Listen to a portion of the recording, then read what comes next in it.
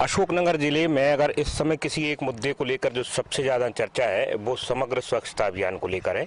पूरा जिला, जिसका मैदानी अमला हो या अधिकारियों का स्तर हो, सभी के सभी इस एक यज्ञ के तौर पर काम कर रहे हैं और पिछले 2-3 माह में इसमें गजब का माहौल देखने को मिला है। अशोकनगर शहर के गांव-गांव में इसको लेकर बात हो रही है। लोग शौचालय को लेकर बात कर रहे हैं, स्वच्छता को लेकर बात कर रहे हैं और ये अभियान बना है एक व्यक्ति की सोच के कारण, और वो अशोकनगर जिले के कलेक्टर BS जामोद हैं। आज एसआर अशोकनगर पे वो खुद हैं। हम उनसे जानना चाहेंगे कि ये अभियान को किस तरह से वो ले रहे हैं और उनके क्या संकल्प हैं। सर, आपका बहुत बहुत स्वागत है सर। जी, बहुत बहुत धन्यवाद।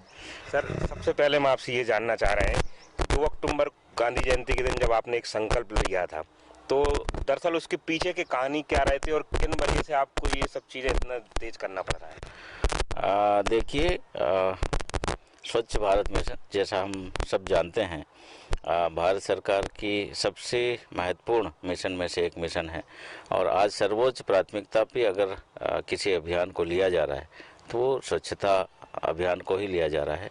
और एक मूल कारण तो वही है कि हमने इसको सर्वोच्च प्राथमिकता पे इस अभियान को लिया है। भारत सरकार और मध्य प्रदेश शासन की जो सर्वोच्च प्राथमिकता है वो निश्चित तौर पे अशोकनगर जिले की भी सर्वोच्च प्राथमिकता है।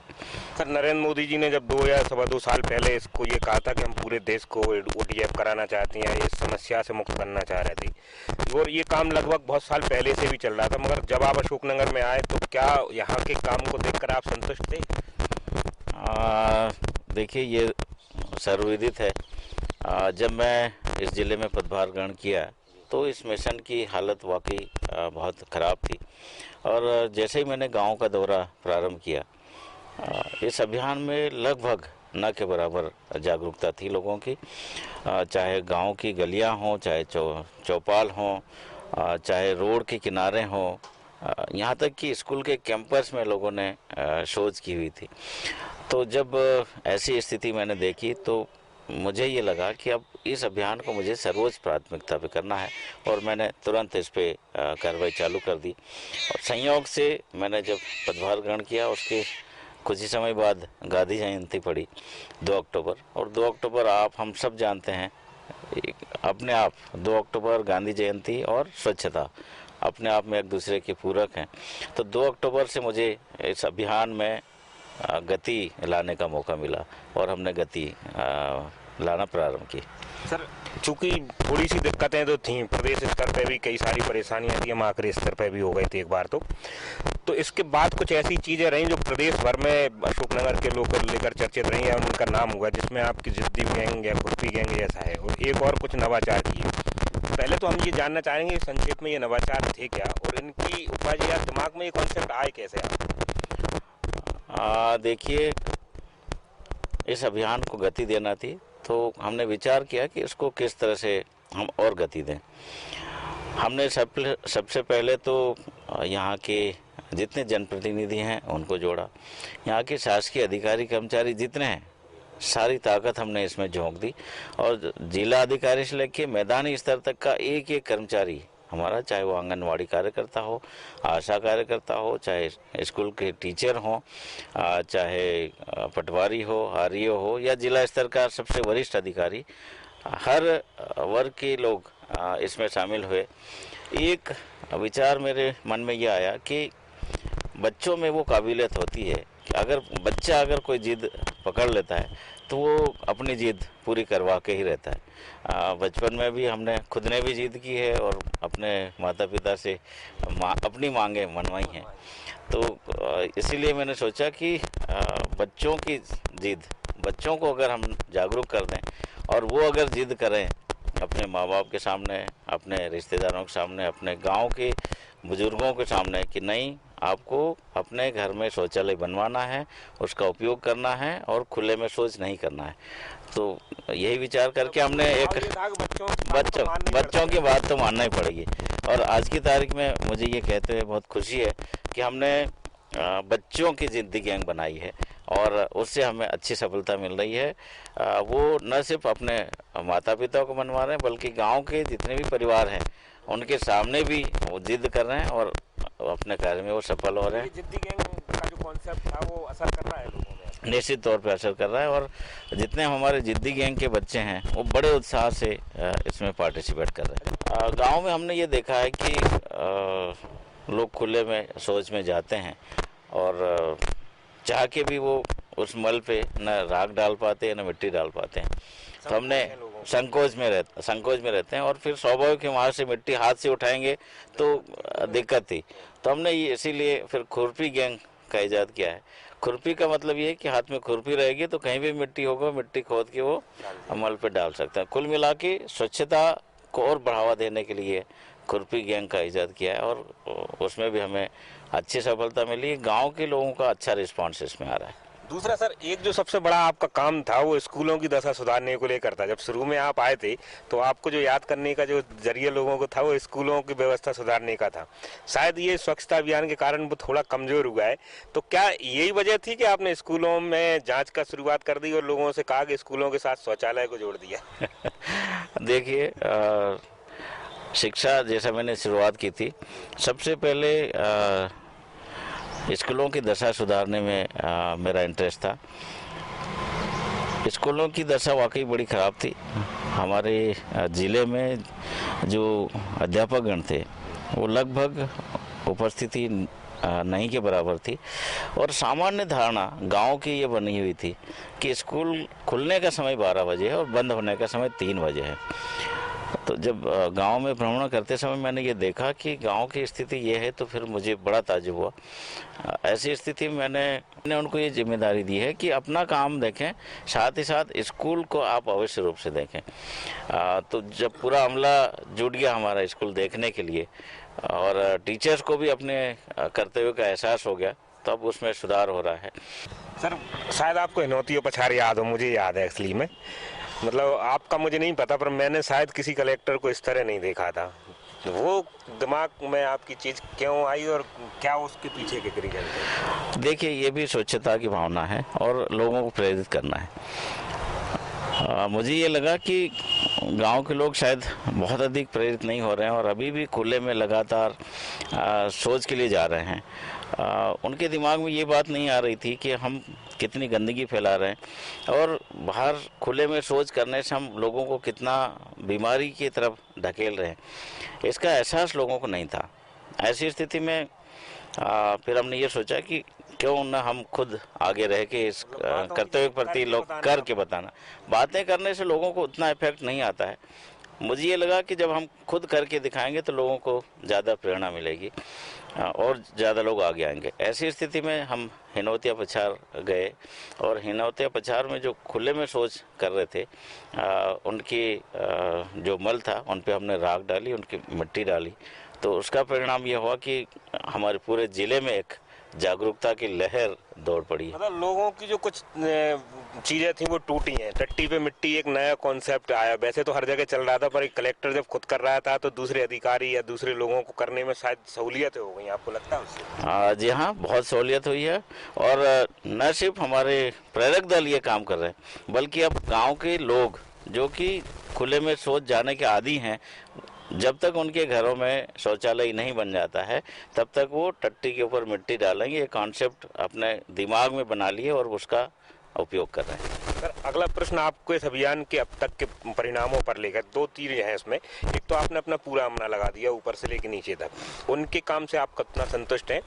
और सामाजिक तौर पर जो लोगों ने इसमें सपोर्ट किया है उसको आप किस तरह से बोलना चाहेंगे? देखिए, मैं सबसे पहले तो आम जनता का, जनप्रतिनिधियों का और हमारे अमले का, जो शासकीय अमला, उन सबका धन्यवाद अदा करूंगा कि मैंने जैसे अपेक्षा की थी वो सारे लोग इस अभियान में जुट गए हैं। जब सारे लोग इस अभियान में जुट गए हैं तो सफलता मिलना निश्चित तो है। आगे भी देखिए ये माहौल लगातार बना रहे, इसके लिए हमको ये प्रयास करना होगा। अभी हमने तेज गति से काम करना प्रारंभ कर दिया है। अगर हम वस्तुतः परिणाम देखें तो सबसे पहले तो सबसे बड़ी अगर उपलब्धि मैं इन 3 महीनों में कहूँगा तो वो जन जागरण की और माहौल बनाने की है। अब जितने भी गांव में मैं गया हूँ या मेरा अमला गया है, एक भी व्यक्ति ऐसा नहीं मुझे कहने को सुनने को मिल रहा है कि वो शौचालय का निर्माण नहीं करना चाहता है। आर्थिक स्थिति भले ही उसकी डावाडोल हो, बहुत खराब हो, उसके बावजूद भी वो किसी भी तरह अपने घर में, अपने घर के पास में शौचालय बनाने के लिए लालायित है। आर्थिक स्थिति अगर उसकी खराब है तो वो दूसरा से सहयोग ले रहा है कि सब मुझे किसी तरह से मटेरियल दिलवा दो ताकि वो अपने घरों में शौचालय बना ले और उसका उपयोग करे। ये माहौल लगातार बना रहेगा, मुझे ऐसी उम्मीद है। जहाँ तक सारे अमले का प्रश्न है, देखिए जब सारे लोग स्वच्छता के प्रति जागरूक होंगे तो ये माहौल निरंतर बना रहेगा और आगे हम लोग और अधिक सफाई की ओर ध्यान देंगे। ये जो हम सफाई की तरफ ध्यान दे रहे हैं, चाहे शौचालय निर्माण हो, चाहे सार्वजनिक स्थान है, उनकी सफाई की बात है। हम सिर्फ सफाई तक सीमित नहीं रहेंगे, उसके बाद हमारा अगला कदम होगा हमारे गाँव को, हमारे शहर को, हमारी गलियों को, रोड को हरा भरा और स्वच्छ बनाना, नीट एंड क्लीन। चलिए सर, ये बात तो सर्वविदित भी हो गई और इसमें अब किसी तरह की चर्चा करने की गुंजाइश नहीं है कि पिछले 2-3 साल में जो अभियान में जागरूकता लानी थी वो आप 3 साल में लाए। उसके एफर्ट के लिए आप अशोकनगर शहर के लोगों की तरफ से मुबारकबाद दे रहे हैं। अब मैं आपसे ये जानना चाह रहा हूँ 2 अक्टूबर से लेकर अब तक जो आपने किया है और उसके पहले का अगर तुलनात्मक तौर पर अध्ययन किया जाए तो आपको कितनी चीज़ें बदली हुई लगती हैं? जागरूकता के अलावा काम की गति को लेकर आपने ODF की जो संख्या है क्या कुछ बढ़ी है इस दौर में? हम अगर शौचालय निर्माण की ही बात करें तो पहले गिने चुने गांव में, गिने चुने ही घरों में शौचालय का निर्माण हो रहा था। आज की तारीख में कोई ऐसा गांव नहीं है जहां पे शौचालय का निर्माण नहीं हो रहा हो। लगभग हर गांव में शौचालय निर्माण कार्य बिल्कुल तेज़ गति से हो रहे हैं। दूसरा, अगर हम आंकड़ों की बात देखें तो जहां हम इस वित्तीय वर्ष में 2 अक्टूबर तक मात्र 600 तक सीमित थे, अब वो 6000 पे हम पहुंच चुके हैं। निर्माण कार्य कंप्लीशन में जो अभी प्रगतिरत हैं वो हजारों की संख्या में। कुछ गांवों को सर ODF भी करवा पाए यहाँ पे? देखिए, हमारा मूल लक्ष्य है खुले में शौच से मुक्ति। 2 अक्टूबर तक एक भी गांव हमारा खुले में शौच से मुक्त नहीं था। आज की तारीख में 58 गांव ऐसे हमारे हो चुके हैं जो खुले में शौच से मुक्ति पा चुके हैं, 58 विलेजेस। सब कितने ऐसे गांव होंगे जिनको ये जो आखिरी महीना चल रहा है जिसमें हम और ले सकते हैं? इस वर्ष के अंत तक कुछ टारगेट आपने तय किया है? देखिए, हमने टारगेट वैसे शासन का लक्ष्य है अक्टूबर 2018, किंतु हम जून 2017 में ही हमारे पूरे जिले को खुले में शौच से मुक्ति दिलाएंगे, ऐसा हमारा प्रयास है। अभी आपके प्रयास और संकल्पों को तो हम नमन करते ही हैं, साथ में हम उस चीज़ के लिए आपका आभार व्यक्त करते हैं कि अशोकनगर का नाम जब खराब होता था आखिरी नंबर पे आने के कारण, तो न केवल अधिकारी बल्कि पूरे जिले के लोगों के लिए एक बड़ा शर्मनाक बात होती थी। तो हम शौचालय अभियान में सबसे आखिरी नंबर पर थे, इसकी वजह से कई सारी चीज़ें खराब भी हुई। आपके आने के पहले हमारे यहाँ अधिकारी बदले गए कई कारण। अब उस स्थिति में आंकड़ों के तौर पर हम कहाँ पर हैं?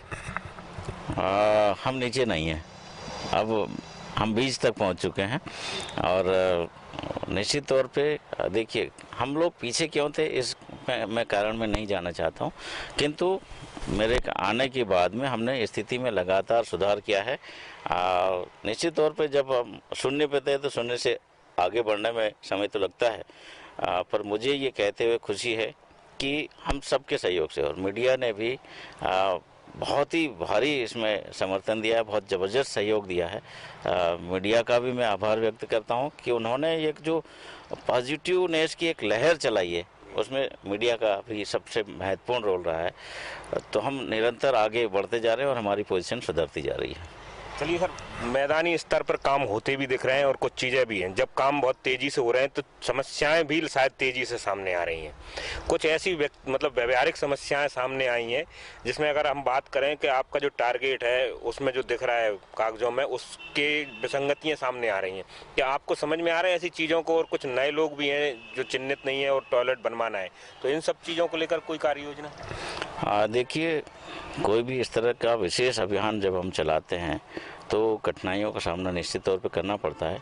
इस अभियान में भी हमें कठिनाइयों का सामना करना पड़ रहा है। जैसे कुछ टेक्निकल प्रॉब्लम्स भी हैं, जो पात्र हितग्राही हैं उनके नाम पोर्टल पे नहीं दिख रहे हैं। तो ये जो तकनीकी त्रुटि है इनको सुधारने का काम हम लगातार कर रहे हैं।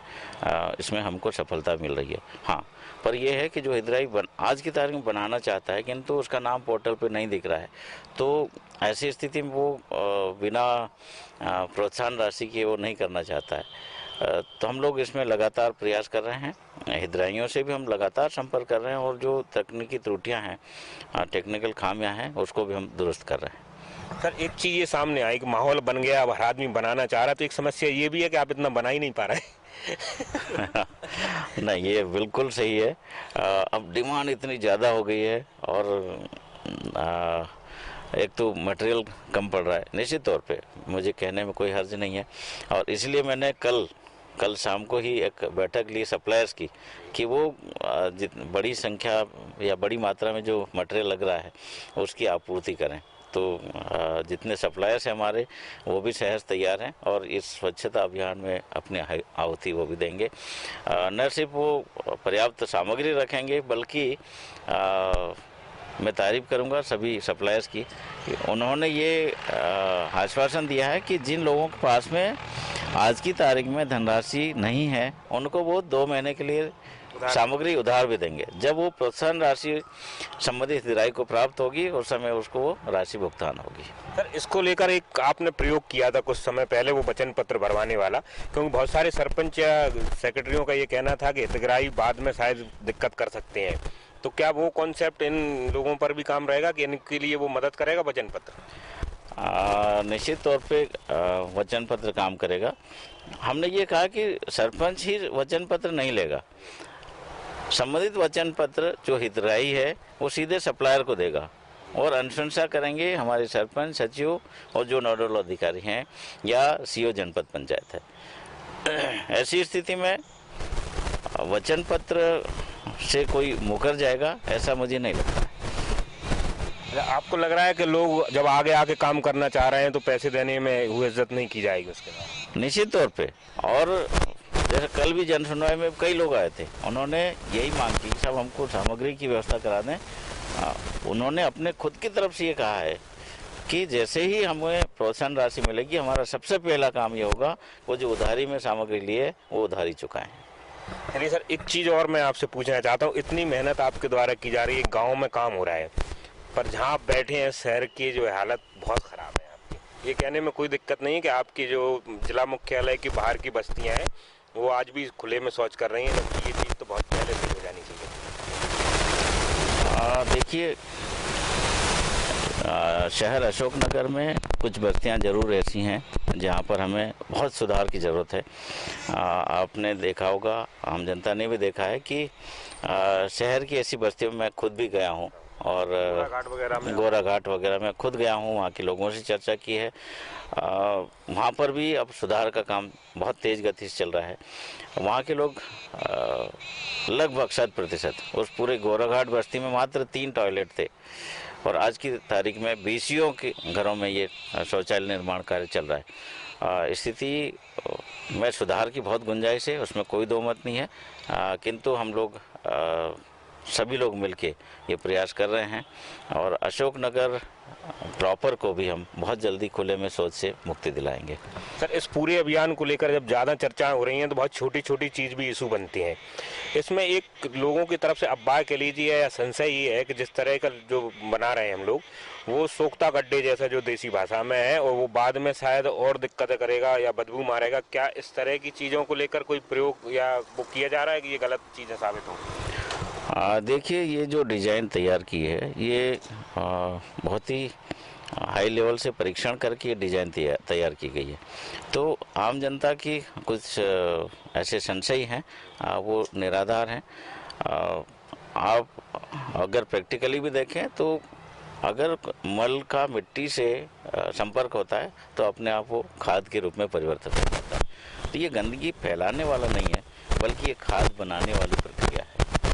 और यहाँ इससे ये जो सोख्ता गड्ढे जो बन रहे हैं इसमें जो खाद निकलेगा वो सोना खाद होता है, तो इस तरह से वो बहुत उपयोगी है। सर, दूसरी एक चीज़ जो गांव में जाकर देखिए, एक समस्या ये है कि कई सारे लोग ऐसे हैं जिनके पास या तो जगह नहीं है या वो एक ही कमरे में रह रहे हैं, तो उनको जो सामुदायिक जो शौचालय जैसे कॉन्सेप्ट हैं, क्या उसको लेकर भी जिला प्रशासन कुछ कर रहा है? निश्चित तौर पे देखिए, घरों में जगह कम है, ऐसा गांव में बहुत कम है, शहरों में ये ज़्यादा है। तो शहरों में हम लोग जितने अधिक से अधिक सार्वजनिक शौचालय है उसका निर्माण भी कर रहे हैं। अब सर इसमें बहुत सारी दिक्कतें भी आ रही हैं और चीज़ें भी सही आ रही हैं, तो इन पूरी चीज़ों को लेकर जितना एफर्ट आपने लगाया, अगर हम इसकी तुलनात्मक कोई वो नहीं है कि ऊर्जा कितनी लगाई गई है, पर जितनी लगाई गई है उसके पहले कभी नहीं देखी गई, तो अब तक के जो परिणाम आए, चाहे वो जागरूकता को लेकर हो चाहे निर्माण कार्यों को, आपने जो तय किया था क्या आप उससे संतुष्ट हैं, इसी तरह चाह रहे थे? अभी तक की प्रगति से मैं बिल्कुल संतुष्ट हूँ, किंतु संतुष्टि का लेवल यहीं सीमित नहीं हो जाता है, हमें बहुत आगे और बढ़ना है। आसमान बहुत ऊपर है, हमें आसमान छूना है। उसके लिए तो आपको बहुत बहुत शुभकामनाएं। दूसरा सर आपसे ये जानना चाहूँगा कि अब आप इतने लेवल पे पहुँच गए हैं और अगर यहाँ से चीज़ें खराब हुई या आगे बढ़ने में थोड़ी सी रफ्तार कम हुई तो शायद वो इस शहर के लिए और ज़िले के लिए बड़ा दुर्भाग्य होगा, तो अब आपकी अपेक्षा अपने मैदानी अमले से और लोगों से क्या है? देखिए, स्वच्छता का महत्व आप हम सब जानते हैं।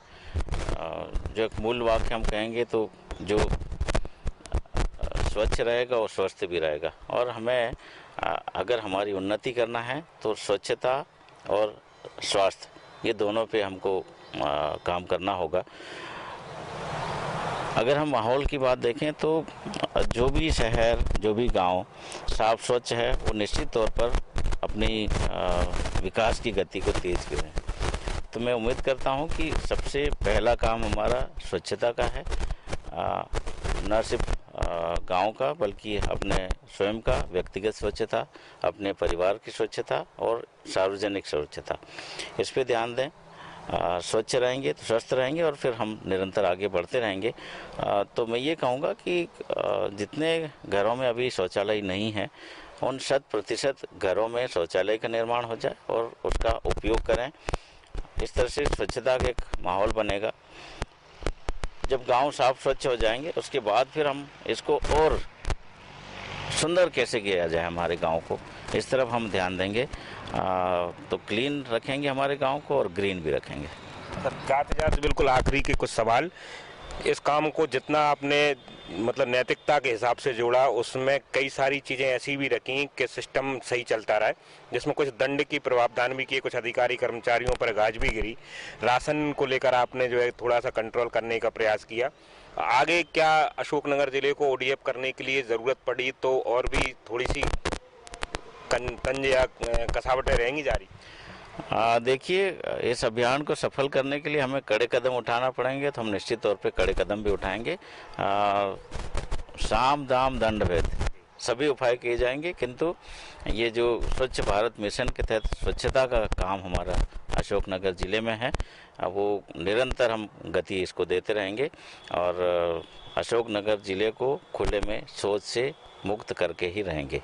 सर आखिरी सवाल ये है कि अगर लोगों को दंड भी दिया जाएगा तो कुछ लोग जुनून और पागलपन की हद तक पहुंच गए इस काम को लेकर, क्या वो भी पुरस्कृत होने की स्थिति में रहेंगे? हाँ, ये महत्वपूर्ण प्रश्न पूछा आपने। देखिए, ये बहुत ही बड़ा काम है और ये बहुत बड़ा चैलेंज का काम है।